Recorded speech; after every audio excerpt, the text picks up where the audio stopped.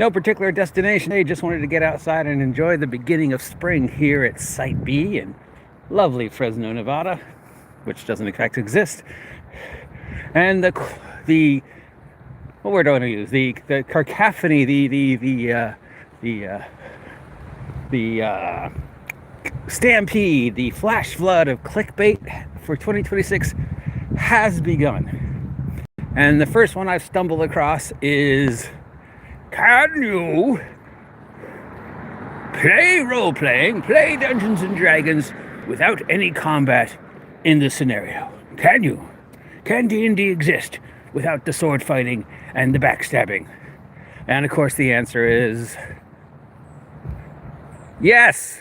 Yes, you can. I don't know. Can you write a movie with no combat in it? I don't know. Can you write a play with no combat in it? Can you tell a story with no combat in it? Can you have any form of dramatic conflict, dice rolling, that does not involve a goblin hitting you over the head with a stick? And the answer is absolutely 100% yes. Because it's not combat, it's conflict. Can you tell a story with no conflict? Well, I suppose you could, but it'd be a very boring story with no resolution and really not about anything. But even the lack of conflict is conflict, waiting for Godot. As long as the story has one or more types of conflict in it, you are resolving the story. You're moving the impetus forward. You're telling one of the 5 stories that you can tell. But a story does not have to involve, good morning, Happy New Year, head bashing. No, it can involve other things.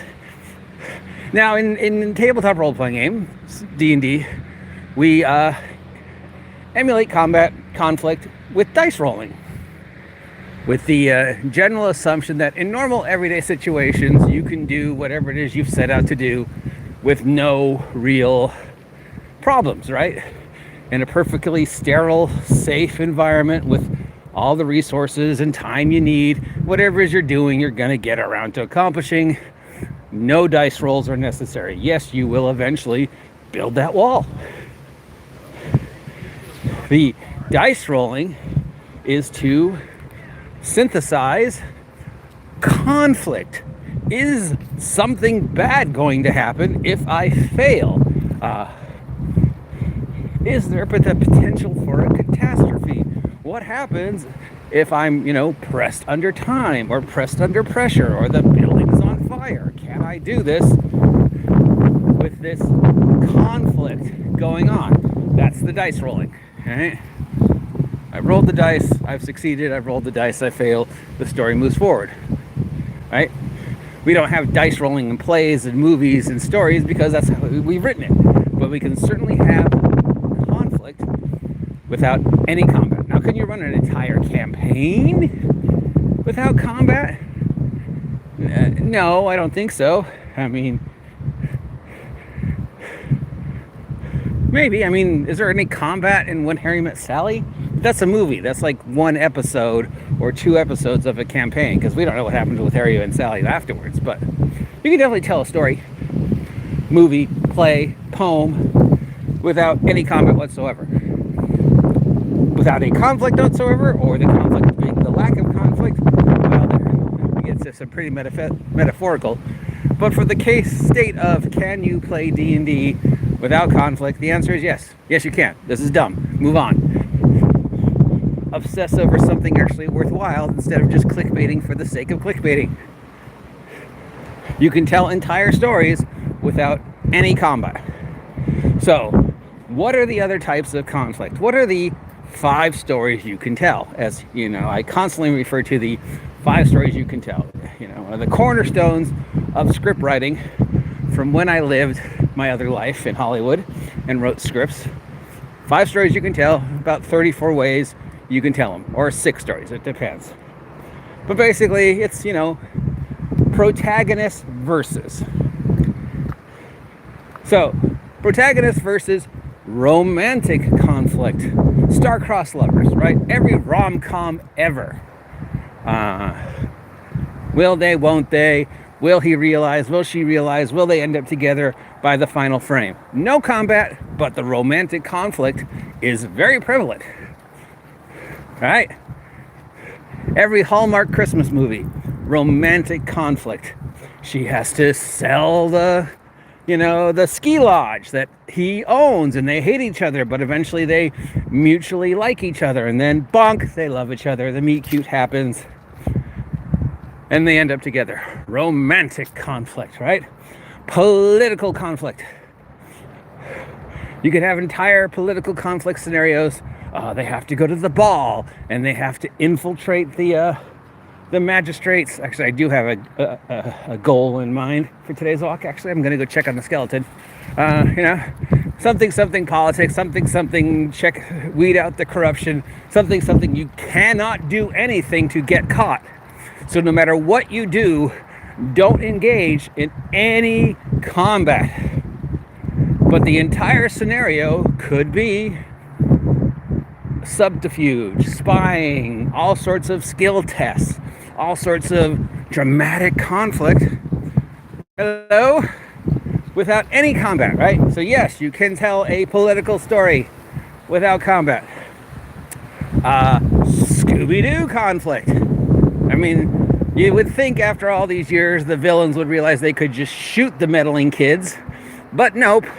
History has taught us the best way to commit a crime is to dress up like a monster and scare everybody away. Now, there's no real combat in Scooby-Doo or a cozy mystery-solving thing. And, Miss Marple never has to hit anybody. It's all intellectual conflict, emotional conflict, mystery-solving conflict, time conflict. Time is a really big one for generating conflict scenarios without combat. Can they do whatever in the limited amount of time? Because with infinite amount of time, of course you can. But when you only have like 10 minutes on the clock, and if you don't solve the mystery, something happens, then conflict. Yeah, romantic, comedic conflict. That's a huge one. Slapstick comedy, right? Abbott and Costello, the Marx Brothers, most comedies, most teen comedies, parody comedies. Nobody's hitting anybody in the stick. It's just the conflict of comedic timing and things going incredibly wrong in the most ridiculous way possible to stimulate laughter. But I could go on and on and on and on and on. Right? 5 stories. Only one of those stories really involves combat. Everything else is conflict. It's protagonist versus something that, for whatever reason, they are under the gun to accomplish, and if they fail to accomplish, something happens. Usually something bad, but not always. Just something happens. Because if we're just writing a scenario, again, like we said at the start, infinite resources, infinite time, infinite chances to succeed, you will succeed. I will not require you to make any dice roll. Sooner or later, whether it take a day, a month, or a year, you're going to accomplish the task. It is only when there is something preventing you from accomplishing the task, I need to sell the ski lodge, but I can't, that the conflict rolls. Tales from the Loop works fine and has no combat because it's Goonies. Yes, Tales from the Loop, no combat because the kids would never be able to survive an encounter with the robots or the evil scientists, because unlike Scooby-Doo, the evil scientists do have guns in Tales from the Loop.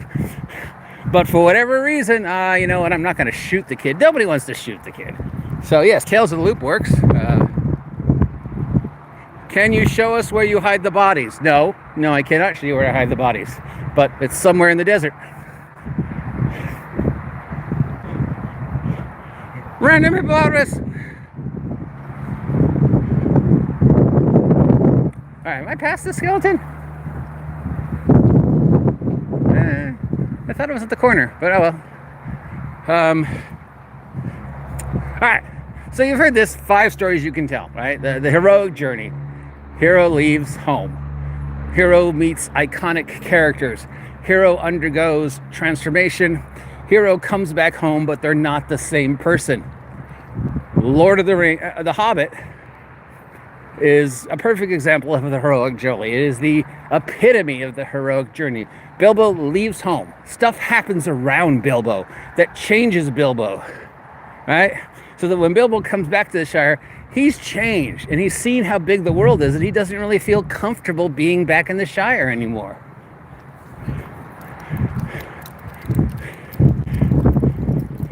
So, the big one, of course, protagonist versus antagonist. Combat. But there are other stories you can tell that don't involve combat. Protagonist versus nature. The combat, no, I'm not. What am I going to fight? It's windy. It's raining. I'm lost in the woods. There's nothing to fight. I can't stab the snow. The conflict is survival. The conflict is not getting lost. Protagonist versus nature. Protagonist versus time. We already talked about that. Stabbing someone is not going to resolve the fact that I have 10 minutes to deliver this, or else. Is this the skeleton? For those of you who haven't been on me this walk before, you probably have no idea what I'm talking about in regards to the skeleton, so you're hoping, yeah, where's the body? Did I pass the skeleton? I feel like maybe we passed the skeleton. Or they took the skeleton down. I thought this was it. Well, we get one more, and then we'll turn around. Man versus nature, protagonist versus nature, protagonist versus time, protagonist versus technology, protagonist versus himself. That's a huge one. That's a huge conflict in storytelling that involves no combat whatsoever. My worst enemy is me. In order to move the story along, I have to change something about myself. That's a huge one. Because you can have an entire play of just 2 guys talking to each other. And on the surface, that seems like the most boring scenario everywhere. But if you've never seen Waiting for Guffman or Waiting for Godot, but then you go and you're like, oh my God, this whole play is just 2 guys talking to each other, and it's amazing. The entire human story is told out with just 2 dudes talking to each other while they're waiting for someone. Man versus himself. Man versus the darkness. Man versus the unknown. Protagonist versus antagonist. Protagonist versus romance. Boy versus world.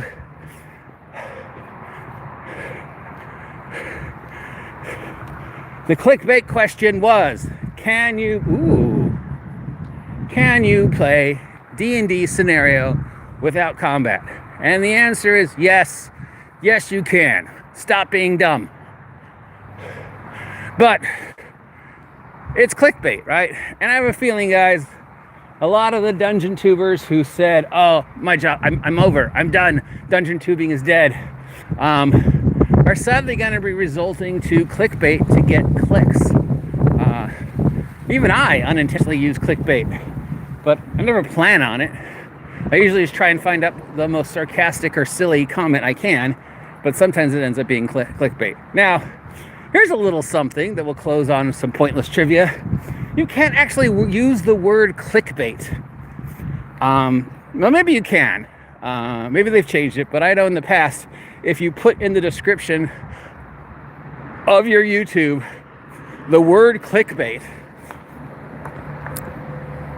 it won't let you post it because you're using the word clickbait, and the YouTube algorithm recognizes that you're saying clickbait, and of course clickbait goes against YouTube. Duh, no, right? So, yeah, you can't, Now, the last time I tried this was years ago, so they may have changed it, but I do recall that I could not use the word clickbait in the description of a video without getting in trouble from the tube of you. So Make of that what you will. Okay, I think we passed it. Or it's gone. So it was time to, because I thought it was only 3 blocks to see the skeleton. So you guys might miss the skeleton because I've got nothing else to talk about. I have a feeling several of our walks, because I'm going to be trying walking a lot more this year and exploring the countryside of Fresno, Nevada, are going to involve me addressing clickbaity, because I've already seen like 8 of them. And we're only, 7-8 days into the new year? But it's this, we are building our 2026 YouTube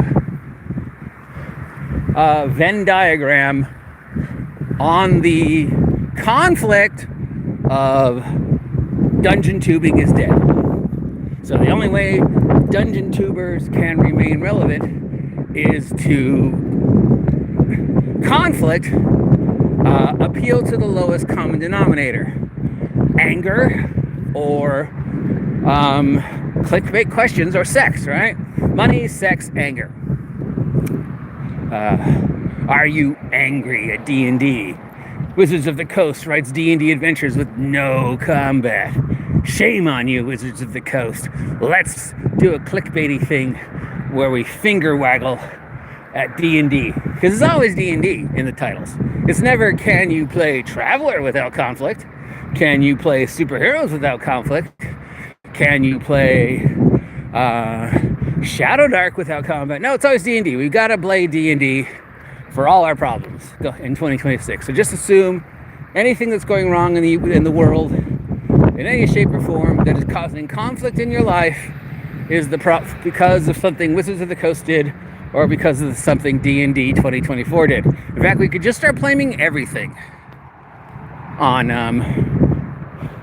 D&D 2024. I'm out of gas. God damn it, D&D 24, it's your fault. Oh my God. Aunt Petunia's cancer test came back positive. Damn you, Wizards of the Coast. Yep, everything is this Wizards of the Coast's fault.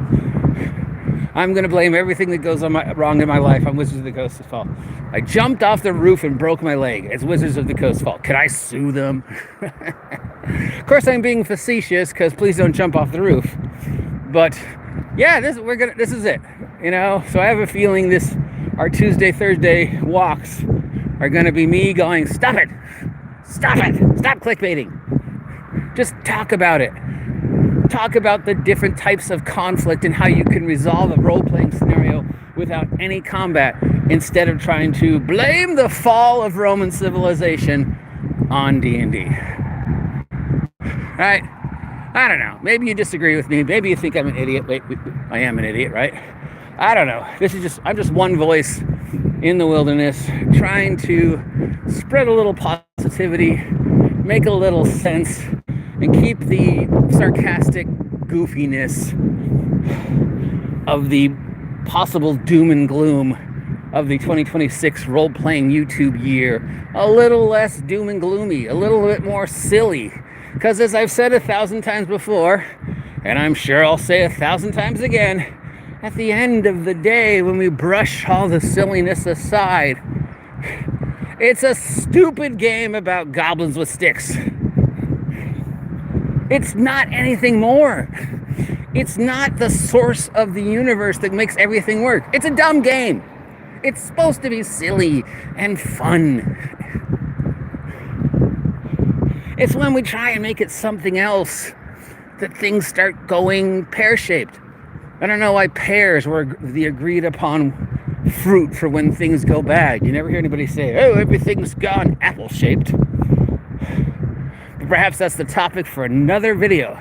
Anyways, I'm the OG GM. If you appreciate the nonsense that comes out of my mouth, let me know.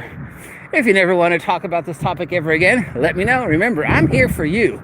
And the best way to make sure I talk about stuff you want to hear is to support the OG GM. You can do that by going to the drive-thru and buying my copper bestseller role-playing game, Vigilantes for Shadowdark, or donating some money to my Ko-Fi, or if times are tough and you don't have any available funds to support me, I completely understand. So instead, all I ask of you is just have a good day and, be kind, be nice, have a little fun, do something silly. Till next time, get off my land.